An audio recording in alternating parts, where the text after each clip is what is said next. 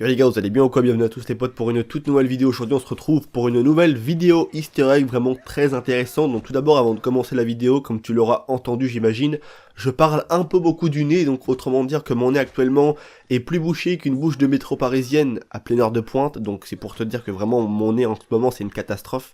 Donc j'en suis désolé, mais on va quand même faire la vidéo, c'est pas ce qui va nous empêcher de faire les vidéos, bien évidemment. Alors on se retrouve donc à la ville de Valentine, que vous connaissez tous maintenant. On va aller directement dans le saloon et on va pouvoir y trouver un homme très intéressant qui, je pense, nous a tous interpellés, puisque cet homme, normalement, si tout va bien, au tout début du jeu, lors des quelques premières missions, en fait, tu le vois directement. Donc cet homme, en fait, est un easter egg à quelques jeux, justement, de Rockstar Games, et c'est un homme qui a une activité très intéressante, puisque à chaque fois, il est représenté comme étant un chasseur de Bigfoot. Et ouais, c'est vrai que c'est un peu un mythe et une légende que Rockstar a stoppé avec directement le squelette de cet homme géant, ou de ce singe géant, que sais-je.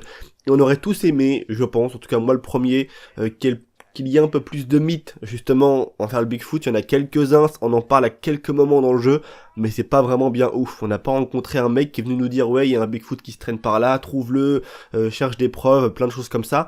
Voilà, on a quasiment rien en ce qui concerne le Bigfoot, si ce n'est qu'un squelette géant, mais on n'a rien de vivant.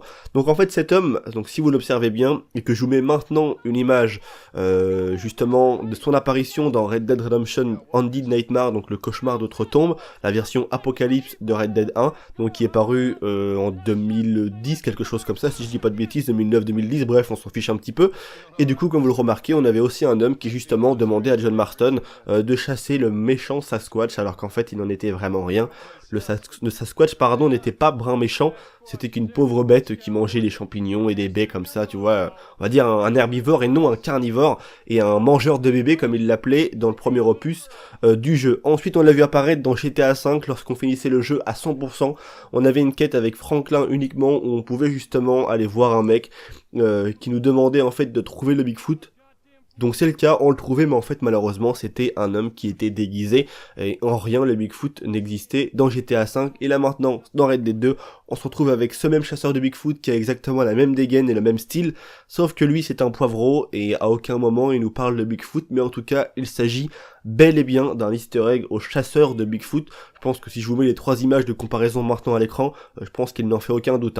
Donc c'est tout pour moi, j'espère que ça vous aura plu, c'était Vince, n'hésitez pas aussi à aller vous rendre au saloon de Valentine, parce que vous pourrez vous battre avec lui. Le mec c'est un poivreau, voilà, il fait que d'insulter tout le monde, et vous pourrez lui casser la gueule comme bon vous semble. Donc c'était Vince, prenez soin de vous, à très bientôt pour de toutes nouvelles vidéos, allez peace les gens.